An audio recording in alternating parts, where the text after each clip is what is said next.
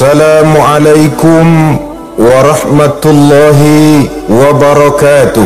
Waalaikumsalam warahmatullahi wabarakatuh. Alhamdulillahi rabbil alamin. Wassalatu wassalamu ala ashrafil anbiya'i wal mursalin Sayyidina wa maulana Muhammadin wa ala alihi wa ashabihil mujahidin at-tahirin, amma ba'du. Saudara-saudara kaum muslimin seiman dan sekeyakinan yang berbahagia, pada suatu hari seketika sedang berkumpul dengan para sahabat, Rasulullah pernah memberikan peringatan. Beliau bersabda, yushiku an tada'a alaikumul umamu kama tada'al akalatu ala qas'atiha. Pada suatu saat nanti akan datang di tengah-tengah kamu, wahai umat Islam, di mana orang-orang lain di sekeliling kamu akan bersatu mengerubungi kamu seperti bersatunya orang-orang mengerubungi makanan di atas meja hidangan. Akan datang satu saat nanti di mana kondisimu dikepung sedemikian rupa, yang barat mau menerkam, yang timur mau menghantam, yang selatan mau menginjak-injak, yang utara pun akan menjelajah. Kondisimu seperti makanan di atas meja hidangan.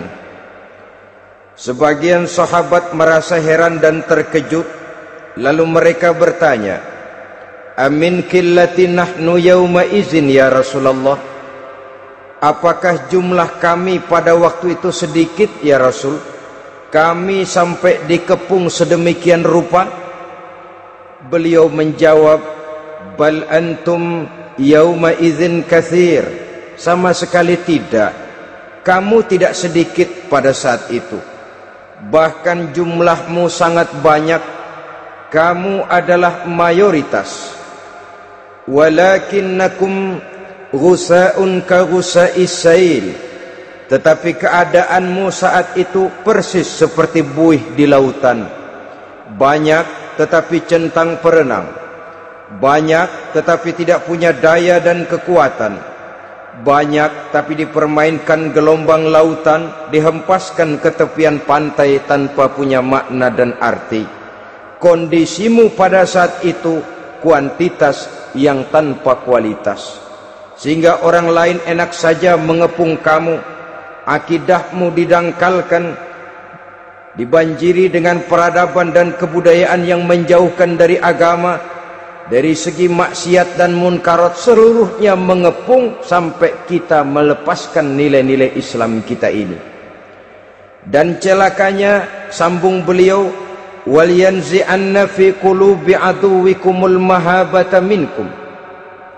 Akan dicabut kehebatanmu di mata musuh-musuhmu, sehingga pada saat seperti itu orang lain memandangmu umat Islam enteng saja, remeh saja, tidak ada apa-apanya. Sudahlah, pokoknya umat Islam sikat saja. Umat Islam enteng, umat Islam kecil, umat Islam tidak ada apa-apanya.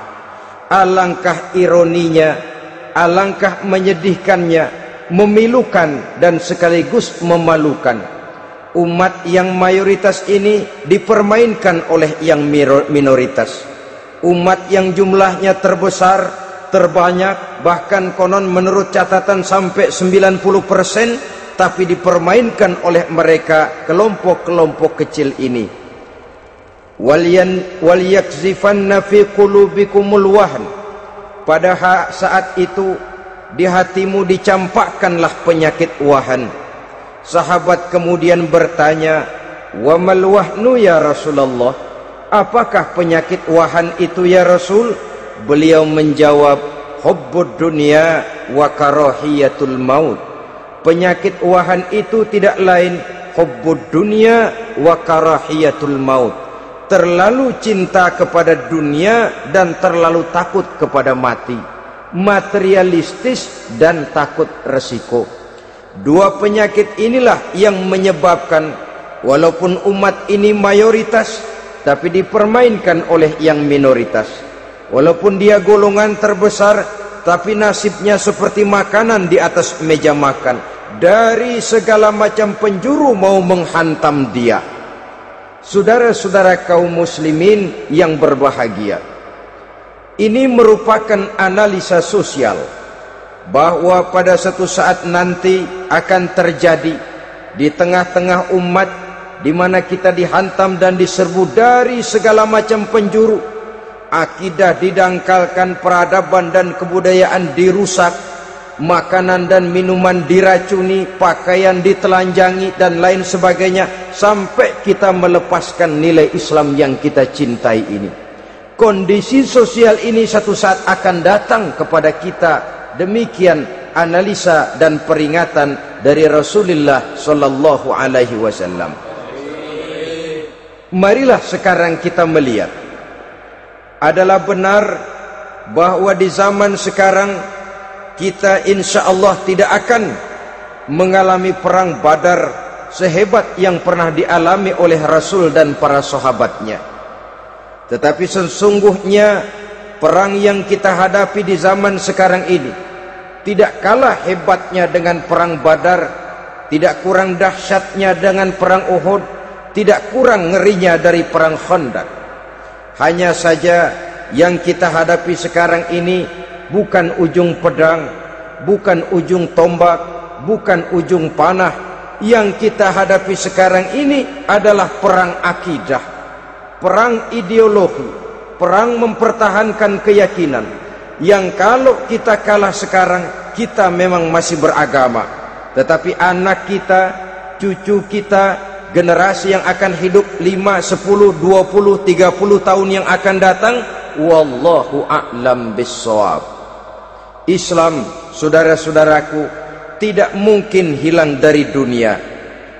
Tetapi tidak mustahil Islam gulung tikar dari desa kita. Tidak mustahil Islam gulung tikar dari kampung dan kota kita, jikalau kita tidak menjaganya, jikalau kita tidak memeliharanya, bahkan jikalau kita tidak mewariskannya kepada anak-anak kita, generasi yang akan datang. Marilah kita mengingat sejenak bagaimana Islam di Spanyol yang pernah jaya, pernah mewarnai daratan Eropa, dan yang sekarang hanya sekedar tinggal ceritanya saja. Ini pernah diperingatkan oleh Rasul dalam satu hadis, sayati ala ummati zamanun la yabqal Islam illa ismun wala minal Quran illa rasmun.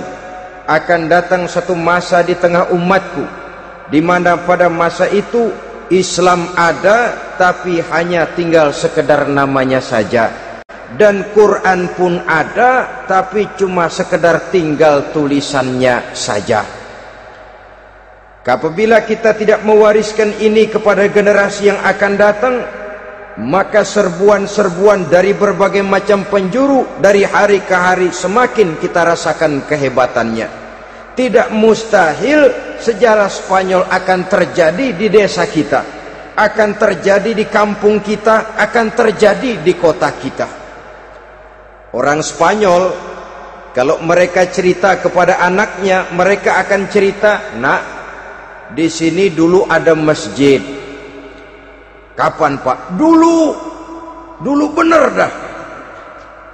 Banyak orang Islam kalau hari Jumat pada sembahyang, kapan itu, Pak? Dulu sekali. Sekarang cuma sekedar tinggal ceritanya saja. Bukankah sesuatu yang sangat tidak mustahil apabila kita tidak menjaga dan mewariskan Islam ini kepada generasi yang akan datang? Maka serbuan-serbuan akan membawakan hasil yang diinginkan oleh para penyerbu itu tadi. Kita sudah menjadi umat yang mayoritas, tetapi umat yang mayoritas ini menurut Rasul dikepung sedemikian rupa, akidahnya didangkalkan, peradaban dan kebudayaannya ditekan sedemikian rupa, kehidupan sosialnya dibuat individualis. Kemudian dari segi pergaulan, pakaian, makanan, minuman dan sebagainya diracuni, sampai dia tidak lagi berpegang teguh kepada agamanya. Dan dikala itu hilang kehebatan umat ini di mata musuh-musuhnya. Orang lain memandang kita ringan saja, enteng saja, satu umat yang sudah kehilangan wibawa. Padahal konon kabarnya kita mayoritas, tapi enak saja dikutak-kutik orang lain. Dan dikala itu di hati kita merajalela penyakit wahan. Penyakit wahan itu apa? Pertama, hubbud dunia, terlalu cinta kepada dunia. Terlalu cinta kepada dunia yang menyebabkan kita lupa akan tanggung jawab dan kewajiban, lupa meneruskan dan mewariskan Islam kepada generasi yang akan datang. Kita berlomba hanya untuk mengejar dunia dan seluruh isinya, baik dia bernama material, baik dia bernama seksual, baik dia bernama pangkat, jabatan dan kedudukan. Berlomba-lomba kita di dalamnya sampai tercampaklah penyakit hubbud dunia di dalam hati ini. Berurat dan berakar dunia itu, sulit dan berat kita berpisah daripadanya. Akibatnya kemauan untuk berbuat demi dan atas nama agama sangat sulit terwujud di dalam kehidupan ini. Yang kedua, karahiyatul maut, terlalu takut kepada mati. Baik mati ajal, mati dalam artian yang sebenarnya, baik mati usahanya, baik mati karirnya, baik mati pangkat dan jabatannya. Sehingga dengan demikian akibatnya jatuhlah kita menjadi umat yang kehilangan wibawa di mata orang lain. Saudara-saudara kaum muslimin rahimakumullah, saya katakan tadi, perang yang kita hadapi di zaman sekarang adalah perang akidah. Perang menghadapi peradaban dan kebudayaan yang menghancurkan moral daripada anak-anak kita. Perang menghadapi banjirnya maksiat dan munkarat, yang di tengah-tengah itu, di samping berkewajiban menjaga diri dan keluarga, kita pun juga berkewajiban menjaga anak-anak kita, generasi yang akan datang, mengarahkan dan mendidik mereka sesuai dengan yang dikehendaki oleh Allah Subhanahu wa ta'ala. Oleh sebab itu, pada pertemuan kali ini yang akan saya bicarakan ialah bagaimana idealnya seorang muslim lebih dahulu memberikan pendidikan kepada anak-anaknya. Di tengah satu situasi dan kondisi di mana serbuan datang silih berganti melanda dan menghantam umat Islam, kemana anak-anak kita ini harus kita arahkan? Karena kita orang tua mempunyai tanggung jawab. Anak adalah amanah, menyia-nyiakan amanah adalah dosa, dan dosa itu merupakan satu dosa yang besar. Bahkan orang tua bisa saja masuk neraka kalau tidak bertanggung jawab tentang anak-anaknya. Satu riwayat menjelaskan, ada orang soleh, ngajinya cukup, sholatnya cukup, puasanya cukup, zakatnya cukup, di mana ada majelis taklim hadir, baca Quran hobi, fitnah orang tidak pernah. Di akhirat setelah disidang dia ternyata lebih banyak kebaikannya daripada kejahatannya, maka dia pun diperintahkan dan dipersilahkan masuk ke dalam surga. Giliran anaknya disidang, biang okem nih anak. Ditanya, siapa Tuhanmu? Tidak tahu. Siapa nabimu? Tenyaho. Apa kitabmu? Ora gelem. Kamu pernah sholat? Tidak. Zakat? Tidak. Puasa? Tidak. Judi? Hobi. Zina? Tiap malam. Mabuk? Berat. Wah, brengsek kamu.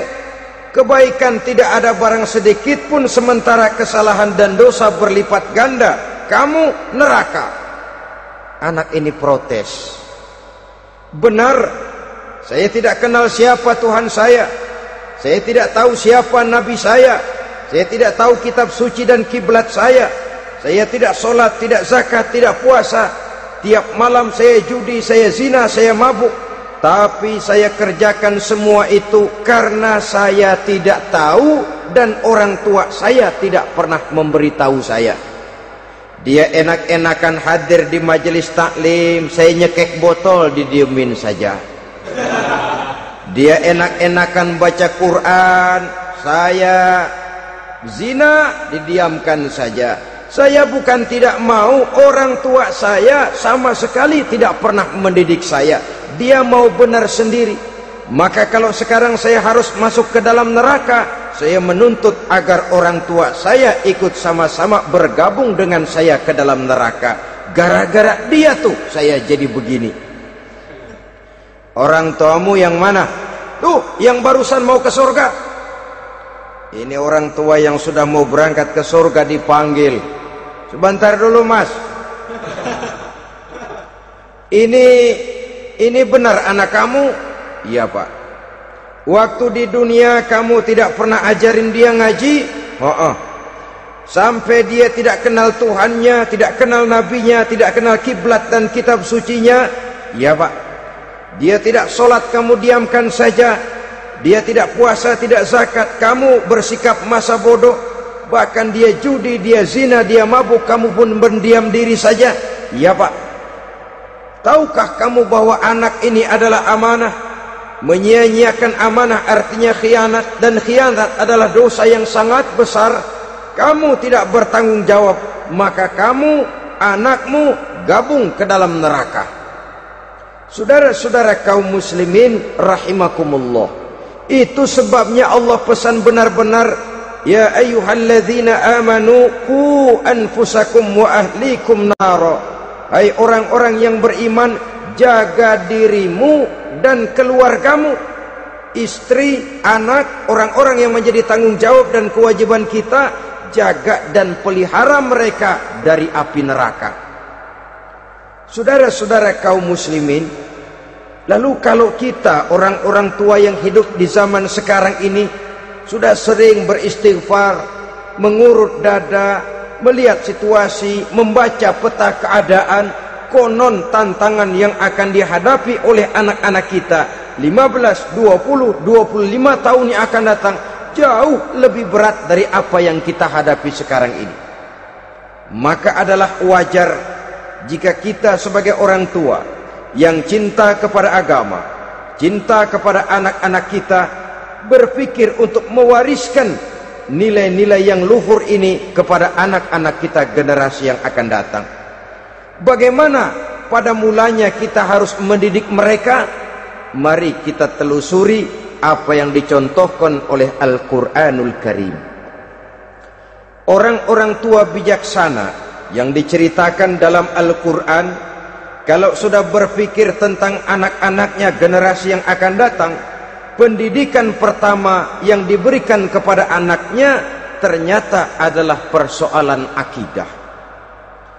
Nabi Ibrahim, pertanyaan yang paling merisaukan beliau buat anak cucunya ialah, ma ta'buduna min ba'di. Saudara bisa lihat surah Al-Baqarah ayat 133. Anak-anakku, kalau pada satu saat nanti aku, ayahmu ini sudah tidak ada lagi, meninggalkan kamu semua, meninggalkan kehidupan dunia ini, ma ta'buduna min ba'di, apa yang akan kamu sembah nak kalau ayah sudah tidak ada lagi? Jikalau ayahmu sekarang masih rajin ke masjid, melakukan rukuk dan sujud, i'tikaf dan membaca Quran, kalau satu saat ayahmu meninggalkan dunia ini, masihkah engkau mau ke dalam masjid?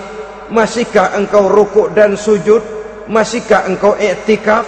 Ma ta'buduna min ba'di, apa yang akan kamu sembah kalau aku ayahmu tidak ada lagi nak? Ditanamkan bukan hanya keyakinan bertauhid, sekaligus juga menyembah kepada Allah yang kita yakinkan dengan tauhid itu tadi. Bukankah berbeda dengan kita kebanyakan orang tua sekarang?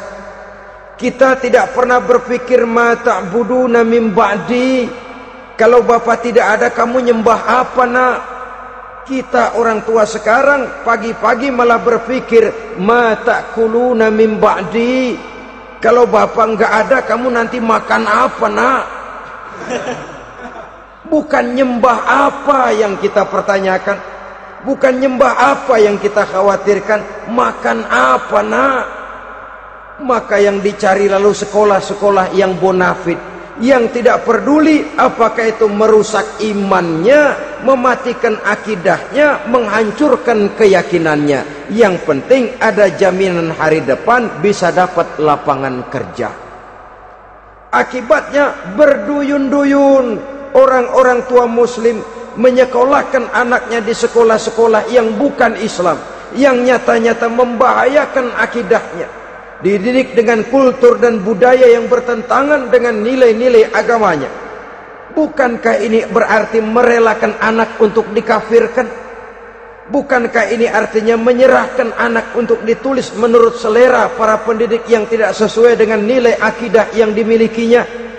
Mengapa kita tidak berpikir seperti Nabi Ibrahim, yang sebelum memberikan pendidikan kecerdasan, sebelum pendidikan matematika, IPS, PSPB dan disiplin ilmu lainnya, yang pertama ditanamkan, ma ta'buduna min ba'di. Kalau ayahmu tidak ada, kamu menyembah apa, nak? Menyembah Allah apa nanti malah menyembah harta? Menyembah Allah apa nanti malah mendewa-dewakan pangkat dan jabatan? Menyembah Allah apa malah nanti menyembah alam? Itu yang dikhawatirkan Nabi Ibrahim kepada generasi yang akan datang. Dan itu saudara-saudara yang seharusnya mengkhawatirkan kita kepada anak-anak kita, generasi yang akan datang. Lihatlah serbuan akidah di zaman sekarang ini. Dimanfaatkan kemiskinan kita umat Islam. Diberikan kita tawaran berupa beras, pakaian, obat-obatan, kalau perlu beasiswa, asal bisa melepaskan keislaman kita ini. Bertahap, sedikit demi sedikit, step by step, shibran bi shibrin wa zira'an bi zira'in. Dan harus saya ingatkan, orang di zaman sekarang tidak mungkin menghantam Islam secara frontal. Tidak mungkin menghantam Islam terang-terangan, apalagi mengerahkan satuan militer. Tidak. Orang berhitung bagaimanapun kondisi dan kualitasnya umat Islam, mereka masih punya satu modal penting, fanatisme agama. Kalau ini disulut, api jihad segera berkobar, dan hanya maut yang bisa menghentikan orang yang dibakar dengan semangat jihad. Orang tahu itu. Betapa Uni Soviet kedodoran menghadapi mujahidin Afghanistan yang disulut oleh semangat jihad yang berkobar dengan persenjataan yang primitif ketimbang persenjataan Uni Soviet.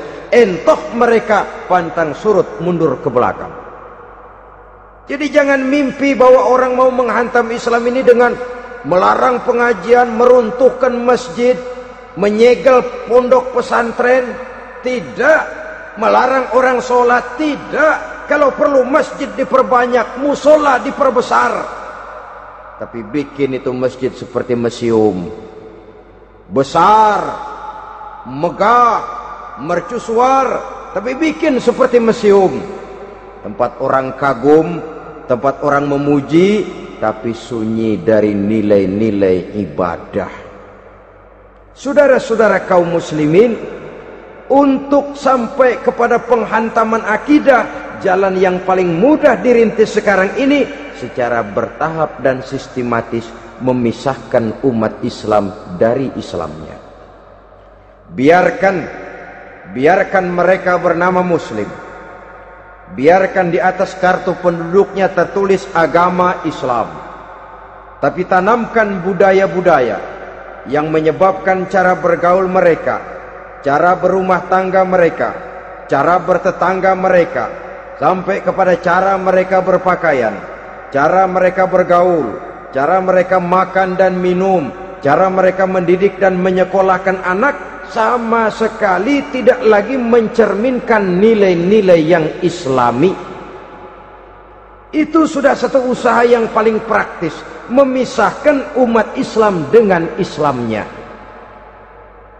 Kalau sadarlah kita ke arah ini usaha orang di zaman sekarang, maka yang harus pertama kita tanamkan kepada anak-anak kita, didik mereka dengan jiwa tauhid yang mengkristal di dalam batinnya, meresap sampai ke tulang sumsumnya, yang tidak akan sampai pun nyawa berpisah dari badannya, akidah itu tidak akan berpisah dari hatinya. Bahkan dia sanggup dengan tegar berkata, lebih baik saya melarat karena mempertahankan iman daripada hidup mewah dengan menjual akidah. Satu khittah, satu garis kehidupan yang perlu kita wariskan kepada anak-anak kita, generasi yang akan datang. Dahulu ada satu tradisi, saudara-saudara. Kalau anak gadis kita dilamar orang lalu bertanya, anakmu mau ngelamar gadis saya, apa sudah khatam Quran berapa kali? Apa sudah bisa baca kitab macam-macam dan lain sebagainya? Sehingga lahirlah satu kebanggaan. Apapun motifnya, tapi pertanyaan semacam ini zaman sekarang sudah langka. Paling-paling yang ditanya kalau anaknya dilamar orang, anakmu kerja di mana? Gajinya sebulan berapa? Kendaraannya bebek apa soang? Apa-apa? Itu yang kita pertanyakan, berkisar di seputar materi, kerja, job, status sosial, dan lain sebagainya. Perkara bisa baca Quran atau tidak, nomor 18. Perkara sembahyangnya rajin apa tidak, nomor 36. Saudara hadirin, akibatnya terjadi pergeseran nilai. Maka mendidik anak menurut tuntunan Quran adalah seperti yang diberikan contoh oleh Luqmanul Hakim, yang diceritakan dalam surah Luqman mulai ayat 11 dan selanjutnya. Apa pendidikan pertama yang harus kita berikan kepada anak? Pertama, ya bunayya la tusyrik billah. Wahai anakku, jangan sekali-kali engkau menyekutukan Allah. Nak, jaga tauhid, pelihara iman, mantapkan akidah. Ini dasar yang pertama. Belum lagi anak mengenal berbagai macam disiplin ilmu, yang pertama ditanamkan tauhid. Ini yang mendasari kehidupan. Ini yang akan mewarnai dan menjadi warna dari kepribadian seseorang. Sentuhan jiwa tauhid di dalam diri si anak. Belum lagi sempat dia kenal yang lain. Yang pertama yang kita tanamkan, kita wariskan, kita berikan, la tusyrik billah. Jangan sekali-kali menyekutukan Allah. Nah, kalau ini sudah tertanam, ini sudah merupakan satu fondasi yang kuat. Selebihnya nanti tinggal melihat bakat si anak, kemana dia harus dididik ini. Yang terpenting nilai iman lebih dahulu tanamkan. Dan untuk menghancurkan nilai keimanan, saudara-saudara, saya katakan, ingatkan kepada hadis di awal tadi, dikepung kita dari berbagai macam penjuru agar bila bisa melepaskan nilai-nilai iman dan keyakinan. Proses pendangkalan akidah, ditanamkan keraguan kepada agama, ditanamkan rasa malu beragama, sholat malu, baca Quran malu, berangkat ke masjid malu, pakai jilbab malu. Ditanamkan rasa malu beragama, sehingga bertahap sedikit demi sedikit kita mulai berpisah dengan kehidupan beragama. Ditanamkan hal yang sedemikian rupa dari berbagai macam penjuru. Dihantam akidah, akidah kuat, dihantam dari segi peradaban dan kebudayaan. Diperbanyaklah peradaban dan kebudayaan yang bukan mendekatkan kita dengan agama, malah mendekatkan kita dengan neraka. Menjauhkan kita dari agama, menjauhkan kita dari nilai-nilai luhur yang diwariskan oleh orang-orang tua kita terdahulu. Adalah kewajiban kita yang pertama, mendidik anak, menanamkan roh, jiwa, dan semangat tauhid di dalam diri mereka. Saudara-saudara kaum muslimin rahimakumullah, kenapa kita lebih dahulukan menanamkan jiwa, roh dan semangat tauhid ini kepada anak-anak kita?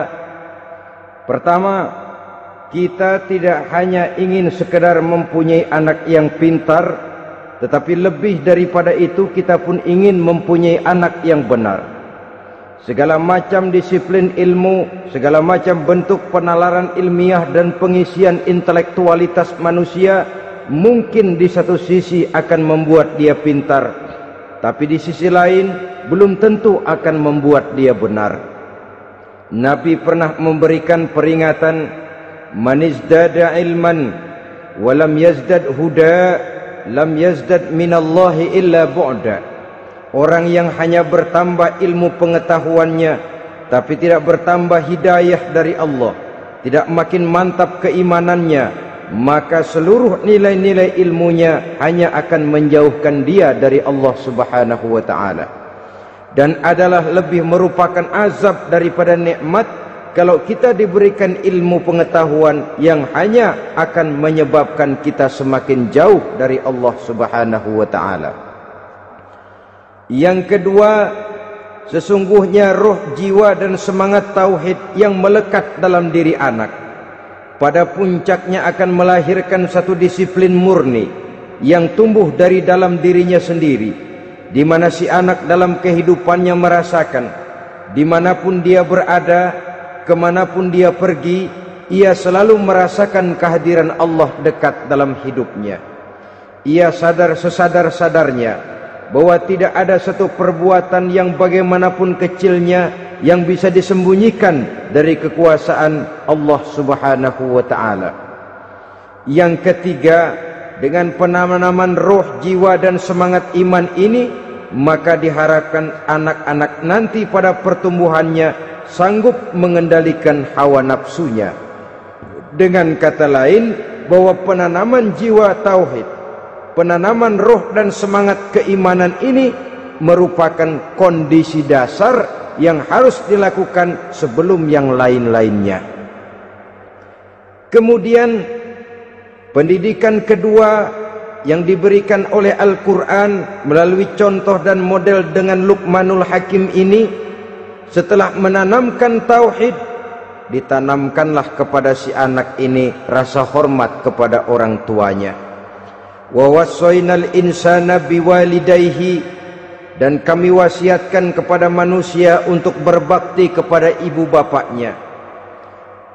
Hamalathu ummuhu wahnan ala wahnin, karena ibunya telah mengandungnya dengan kepayahan di atas kepayahan, maksudnya dengan kepayahan dan kelelahan yang berlipat ganda.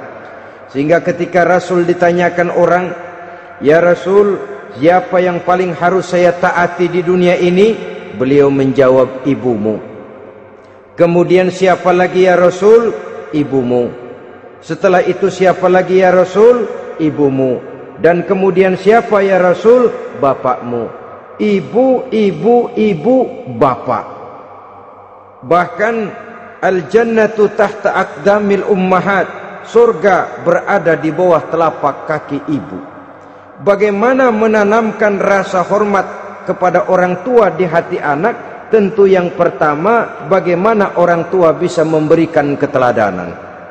Marilah kita sebagai orang-orang tua ini menyadari bahwa sebelum anak kenal sekolah dasar, sebelum anak kenal TK, ibtidaiyah, sanawiyah sampai kepada perguruan tingginya, yang pertama dia kenal adalah lingkungan rumah tangganya, gurunya adalah ibu bapaknya. Di sini berlakulah apa yang dinamakan keteladanan. Keteladanan jauh lebih berhasil daripada sekedar teori-teori yang muluk. Keteladanan jauh lebih berhasil daripada berbagai macam indoktrinasi dan penataran. Kurangnya keteladanan akan menyebabkan anak mencari pola. Apabila kita orang tua ini tidak bisa memberikan keteladanan yang baik kepada anak-anak kita, maka pada suatu saat anak-anak akan menganggap enteng dan kehilangan wibawa kita sebagai orang tua di mata mereka.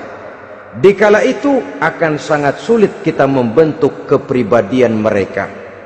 Bukankah di zaman sekarang ini kita banyak mengalami krisis wibawa, krisis figur? Ada yang karena rapotnya merah melulu, gurunya dikeroyokin. Pak guru pulang sekolah dicegat. Bahkan nyaris ada orang tua pernah dibunuh oleh anaknya sendiri, dan lain sebagainya. Kasus-kasus yang sebenarnya tidak perlu terjadi, karena memang bukan saja bertentangan dengan nilai budaya kita sebagai bangsa, tapi juga bertentangan dengan ajaran agama kita sendiri. Krisis wibawa, krisis figur, yang juga akibatnya harus kita sadari banyak faktor yang membentuk kepribadian anak. Pergaulannya, yang dibacanya, yang ditontonnya, yang disaksikannya di dalam kehidupan. Benar kita menyekolahkan mereka, tapi berapa jam mereka di sekolah? 6 jam, 7 jam paling lama. Sedangkan mereka hidup satu hari satu malam 24 jam. Kalau cuma 7 jam di sekolah, ini berarti lebih banyak dia di luar sekolah. Dan di luar sekolah itu artinya ya rumah tangganya, ya temannya, ya lingkungan di mana dia tinggal, yang seluruhnya sangat besar pengaruhnya dalam ikut membentuk kepribadian anak-anak kita. Saya katakan tadi, di samping kita menghadapi perang akidah, kita pun berhadapan di dalam perang menghadapi peradaban dan kebudayaan yang bukan saja menjauhkan kita dari agama, tetapi sanggup menghancurkan moral daripada anak-anak kita. Secara pribadi, saudara-saudara, saya iri, saya kagum misalnya dengan kemajuan yang diperoleh oleh negara tetangga kita, Jepang misalnya. Padahal tahun 45 ia pun hancur lebur oleh meledaknya atom di Hiroshima dan Nagasaki. Tapi bagai satu tenaga raksasa kemudian Jepang bangkit menjadi satu negara superpower di Asia. Bahkan gurunya saja Amerika sekarang ini kewalahan menghadapi perang dagang dengan Jepang ini. Dan yang menarik, Jepang bisa maju dan modern dengan tetap menjadi Jepang, tanpa harus kehilangan identitasnya sebagai satu bangsa, tanpa harus kehilangan kepribadiannya sebagai satu bangsa. Sebagai negara yang sedang berkembang, kita sering latah. Kita ingin meniru Barat, tapi bukan teknologinya, westernisasinya yang kita tiru. Bukan isinya, kulitnya yang kita ambil. Akibatnya apa? Modernnya belum, orangnya sudah Barat.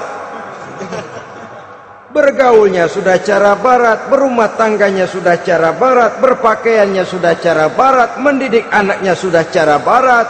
Di mana ketemu orang tua cukup hello daddy.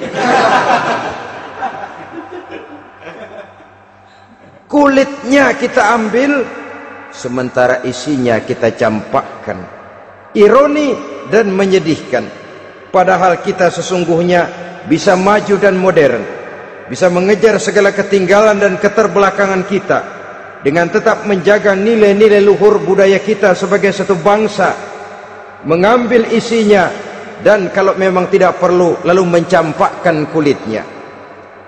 Pengaruh peradaban dan kebudayaan yang menghancurkan moral daripada anak-anak kita oleh pesatnya arus teknologi, oleh pesatnya arus komunikasi, di mana hal-hal yang terjadi di belahan dunia lain dapat kita saksikan hari ini juga melalui layar televisi.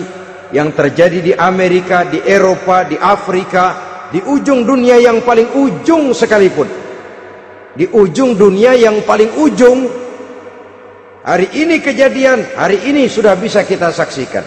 Pesatnya arus komunikasi, kalau jatuh ke tangan anak-anak kita yang belum mempunyai filter daya saring positif, akan dicerna oleh mereka tanpa memilah dan memilih. Akibatnya orang kampung bilang kelolodan. Makan nggak dikunyah lagi, tentu saja akhirnya kelolodan. Dan kalau sudah kelolodan, menyusahkan kita seluruhnya. Oleh karena itu budaya menghormati orang tua perlu dijaga, perlu dipelihara dan diwariskan kepada anak-anak kita. tali silaturahmi sehingga ada respeknya kepada orang tuanya. Jangan bapaknya dianggap CS, ibunya dianggap CS, kakeknya dianggap CS. Hilang rasa respek, hilang rasa menghormati. Sementara orang tua sendiri tidak bisa memberikan keteladanan, kurang mendapat perhatian dan lain sebagainya. Apalagi kalau baik ibu maupun bapak adalah orang-orang karier yang setiap hari sibuk menghadapi tugas masing-masing. Bapak sibuk rapat, pindah kantor sana kantor sini, ibu sibuk arisan, besarlah anak-anak di tangan pembantu dan lain sebagainya, sehingga dia merasa kurang mendapat perhatian, dan ini akan ikut membentuk warna dari kepribadian yang dimilikinya. Sampai kepada pelosok-pelosok desa, jaringan televisi memang menguntungkan. Tapi kalau sudah sampai kepada menayangkan budaya-budaya yang tidak sesuai dengan pola di mana mereka tinggal, pola lingkungannya, dan ingin mereka terapkan dalam kehidupan, ironi dan menyedihkan. Maka sering dikatakan, jikalau ABRI masuk desa, rakyat beruntung. Jikalau listrik masuk desa, rumah jadi terang. Jikalau koran masuk desa, rakyat jadi cerdas. Jikalau hakim masuk desa, rakyat lalu sadar hukum. Tapi jikalau maksiat dan munkarat masuk desa, minuman keras masuk desa, judi masuk desa, pelacuran masuk desa, rakyat tentu kiamat. Dan kita harus punya budaya untuk memilah dan memilih, mempunyai filter untuk jadi daya saring positif. Oleh karena itu, saudara-saudara, tahap kedua setelah menanamkan jiwa tauhid kepada anak, tanamkan rasa hormat kepada orang tuanya. Orang tua itu ibu bapaknya, orang tua itu guru-gurunya yang mengajarkan dia, atau yang dianggap tua yang lebih senior dari dia. Karena tidak ada satu peradaban yang berdiri sendiri. Bagaimanapun maju dan modernnya kita sekarang, tentu merupakan mata rantai yang berkaitan dari generasi terdahulu. Ini yang kedua. Setelah tauhid, berbakti kepada ibu dan bapak. Tidak ada satu kebahagiaan yang bisa ditegakkan di dunia ini tanpa doa, tanpa restu daripada ibu dan bapak.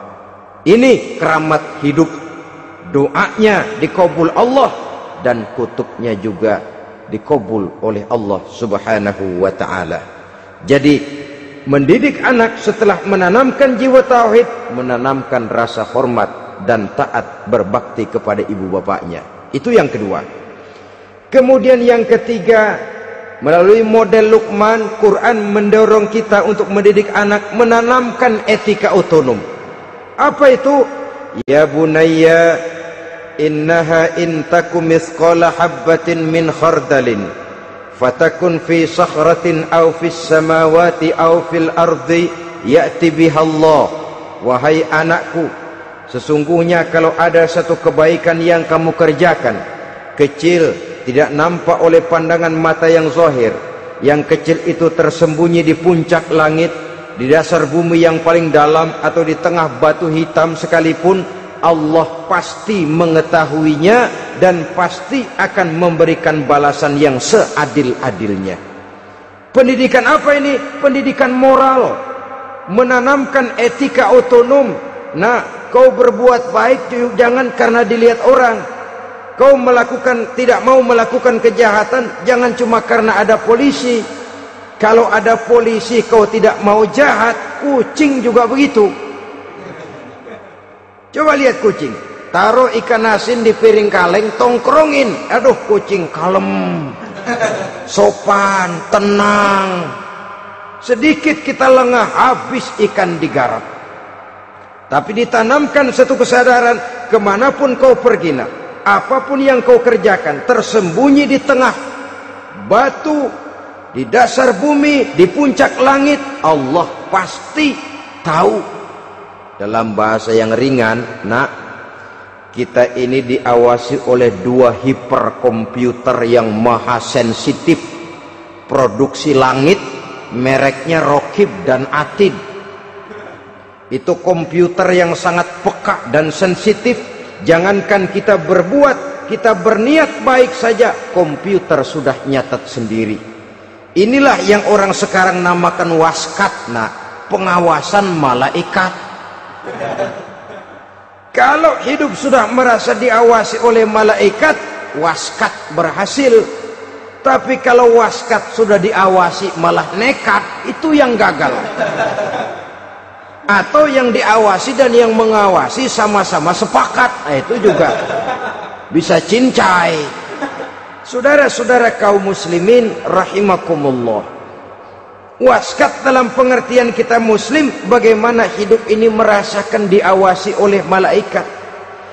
Intelektualitas yang tinggi sekalipun, IQ yang nilainya plus sekalipun, disiplin ilmu yang bagaimanapun banyak yang memenuhi benak kita, tanpa diiringi oleh etika otonom, orang sering mencari celah dan kesempatan. Mencari celah dan kesempatan. Tapi kalau sudah merasa, kemanapun saya pergi, dimanapun saya berada, kebaikan bagaimanapun sekecilnya saya lakukan, toh Allah pasti akan memberikan balasan. In khairan fa khairun, wa in syarran fa syarrun. Jikalau baik, baik balasan yang kita terima. Jikalau jahat, jahat kejahatan yang kita terima. Kalau sudah ke arah ini kita berpikir, maka sesungguhnya kalau kita berbuat baik kepada orang lain, hakikatnya kita sudah berbuat baik kepada diri kita sendiri. Lalu tidak ada merasa rugi berbuat baik kepada orang, karena manakala dia melakukan kebaikan kepada orang lain, artinya dia sudah berbuat baik untuk dirinya sendiri. Jadi setelah tauhid, kemudian berbakti kepada ibu bapak, yang ketiga baru pendidikan tentang akhlak, tentang moral. Pola ini yang sering terlupakan oleh kita, bahwa bagi kita itu pendidikan tidak lain upaya mencerdaskan otak anak. Jangan sampai sebab ini kelihatannya pembangunan makin maju, persaingan hidup makin tajam, tensi ekonomi semakin tinggi, sementara jumlah tenaga kerja dengan lapangan kerja yang tersedia jauh dari mencukupi. Jikalau tidak membekali anak dengan pendidikan yang menunjang lapangan pekerjaan, orang tua khawatir, takut sekali anaknya jadi gelandangan. Dikhawatirkannya kehidupan dunia ini, sementara dia lupa kalau anaknya bisa jadi gelandangan di akhirat. Padahal selama-lamanya gelandangan di dunia, paling seumur manusia itu 60 tahun, 70 tahun lah umur orang sekarang. 70 itu sudah luar biasa itu. Tapi kalau harus menggelandang di akhirat, menjadi gelandangan di akhirat, alangkah menyedihkannya. Apakah akan kita korbankan satu kehidupan yang langgeng, abadi, cuma karena tertipu oleh fata morgana dan kamuflase? Kita korbankan yang sedikit, kita korbankan yang besar karena kita memilih yang sedikit. Dalam bahasa Al-Quran memang pernah diceritakan hidup ini hakikatnya perlombaan, saudara-saudara. Perlombaan. Dan di dalam perlombaan itu ada yang menang, ada yang kalah. Al-Quran lalu memberikan peringatan, Alhaakumut takatsur, kamu telah lalai karena berlomba-lomba memperbanyak harta, mempertinggi pangkat dan kedudukan, hatta zurtumul maqabir, sampai kamu akan masuk ke liang kubur baru sadar. Apalagi kalau nafas sudah sampai di tenggorokan, persis Fir'aun sudah tenggelam di lautan merah, mau mampus, baru dalam sekaratnya amantu bi Rabbi Musa wa Harun, kalau begini caranya saya juga percaya kepada Tuhan Musa dan Harun, percaya kepada Allah. Sudah mau mati baru amantu bi Rabbi Musa, kami percaya kepada Tuhan Nabi Musa, kata Fir'aun. Malaikat maut kesel benar, dilelepin terus di laut, mampus tuh sekalian. Hidup ini memang kita berlomba. berlomba dengan waktu, berlomba dengan umur, berlomba dengan tenaga, berlomba dengan tetangga. Yang jangankan kita sampai mundur, berhenti saja sejenak, kita akan ditinggalkan oleh yang lain. Tiada kata mundur, bahkan tiada kata berhenti. Sekali kita melangkah, melangkahlah terus, tapi berlombalah seperti yang dikehendaki Quran, fastabiqul khairat. Berlomba-lombalah di dalam kebajikan. Jangan berlomba-lomba di dalam kemaksiatan, kemunkaran, kejahatan. Berlombalah dalam urusan kebaikan. Saudara-saudara kaum muslimin rahimakumullah, tauhid, berbakti kepada ibu bapa, kemudian pendidikan tentang moral. Apabila pendidikan tentang moral sudah tertanam, barulah lihat bakat si anak. Kemana bakatnya? Anak saya kelihatannya dari kecil demennya main bedil-bedilan saja. Beri kali itu. Kirim ke Magelang, masukkan akabri. Tapi dengan syarat 3 itu tadi. Iman sudah tertanam, rasa bakti kepada ibu bapak sudah ada, dan punya nilai moral. Sehingga boleh jadi nanti dia menjadi jenderal yang beriman, yang berbakti kepada ibu bapaknya, dan punya moral yang tinggi. Kan lebih baik rakyat rendah tapi akhlaknya tinggi daripada pejabat tinggi tapi moralnya rendah. Jauh lebih baik rakyat rendah punya moral tinggi ketimbang pejabat tinggi punya moral rendah. Nilai moral ini yang jadi ukuran dan barometer di masyarakat. Yang ini yang sering kita lupakan, bahwa kehancuran satu bangsa dimanapun di dunia ini selalu dimulai dengan kehancuran moral daripada bangsa itu sendiri. Sekarang membina nilai moral ini berat. Gadis kita, remaja, putri, diberikan pakaian jilbab, mungkin dia sendiri masih setengah-setengah, ditambah lagi oleh ledekan temennya. Jilbab lah kuno, bau sorga lah, bau masjid lah, bau menyan lah. Ditanamkan rasa malu untuk hidup dekat dengan agama. Kalau moral semacam ini sudah tertanam, sedikit demi sedikit kita mulai mengucapkan selamat tinggal kepada agama. Dan kemalangan apa yang lebih malang kalau kita sudah jauh dari agama ini? Bukankah Islam telah menyelamatkan manusia dari penyakit jahiliyah dan membawanya kepada satu kehidupan yang maju dan modern? Kalau kita tinggalkan Islam ini, bukankah artinya kita akan kembali kepada satu zaman jahiliyah? Hanya saja jahiliyah itu berada di abad modern. Versinya tentu lebih modern. Kalau zaman jahiliyah dulu mabuknya pakai arak, zaman sekarang sudah macam-macam orang bisa mabuk. Kalau zaman jahiliyah dulu anak perempuan dikubur hidup-hidup, zaman sekarang kadang-kadang belum sempat lahir ke dunia, malah sudah dibunuh lebih dahulu. Versinya saja yang berbeda. Kalau di zaman jahiliyah dahulu manusia menyembah batu yang bernama Latta, Uzza, Manat dan Hubal, di zaman jahiliyah modern sekarang ini orang sering menyembah kepala bagiannya, sering menyembah atasannya, sering menyembah komputer, sering menyembah teknologi modern yang lebih diyakininya daripada Allah sebagai keyakinan sentral di dalam hidupnya. Saudara-saudara kaum muslimin rahimakumullah. Jadi yang ketiga, nilai moral yang ditanamkan kepada anak-anak kita supaya dia bisa menghadapi tantangan-tantangan hidup yang semakin berat ini dengan tetap berpegang teguh kepada nilai-nilai moral yang diwarnai oleh jiwa keimanannya yang bersumber dari ajaran agamanya. 3. Kemudian yang keempat, barulah tatanan kehidupan sehari-hari.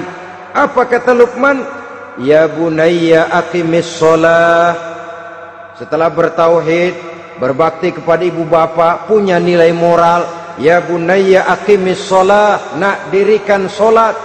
Rumah tangga muslim, anak berumur 7 tahun sudah berani meninggalkan solat, kata Nabi, pukul. Bukan untuk menyakiti, untuk mendidik, karena sayang kepada anak. Saudara-saudara, kita khawatir betul kepada anak. Kalau dia pulang dari sekolah, Buru-buru kita sebagai orang tua bertanya, sudah makan nak? Sudah istirahat nak? Tapi jarang kita sebagai orang tua melontarkan, sudah sholat nak? Bahkan kita bisa memberikan sugesti kepada anak, nak, kalau kau naik kelas 1 sampai naik ke kelas 2, bapak beliin sepeda. Tamat SD nak, motor. Tamat SMP nak, ke Bali kita. Tamat SMA nak, Singapura. Saudara-saudara, tapi kalau untuk urusan sholat misalnya, kita tidak pernah memberikan sugesti kepada anak-anak kita. Nak, kalau kau hafal Fatihah lengkap dengan artinya, bapak beliin sepatu. Nak, kalau kau bisa sholat dengan baik, cukup syarat rukunnya, bapak beliin sepeda. Ada rangsangan, ada sugesti yang membuat anak lebih tergerak untuk hidup dalam suasana keagamaan. Ya bunayya aqimis sholat, nak, dirikan sholat. Sebab ini sandaran vertikal yang paling langsung antara manusia dengan Tuhannya.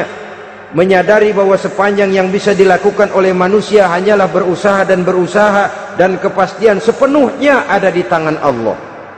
Dengan sholat kepribadianmu diperteguh, dengan sholat sandaran vertikalmu kepada Allah diperkuat. Dan pada waktunya nanti Al-Quran memberikan bimbingan, hendaklah minta tolong kepada Allah dengan sabar dan tetap mendirikan sholat. Ya bunayya aqimis sholat. Setelah itu, wa'mur bil ma'rufi wanha 'anil munkar. Tegaklah membina yang ma'ruf, tegaklah mencegah yang munkar. Ini sikap hidup sudah. Sholat tadi tugas hidup. Lalu sikap hidup tampil di tengah masyarakat, membina yang ma'ruf, mencegah yang munkar sesuai dengan kesanggupan masing-masing. Bukankah setiap kita kepingin punya anak yang bermanfaat, setidaknya bagi keluarganya, syukur kalau bisa bagi lingkungannya, bagi masyarakat, bangsa dan negaranya. Dan satu di antara tanda orang yang bermanfaat, kalau dia bisa hidup menjadi penganjur yang ma'ruf dan pencegah yang munkar.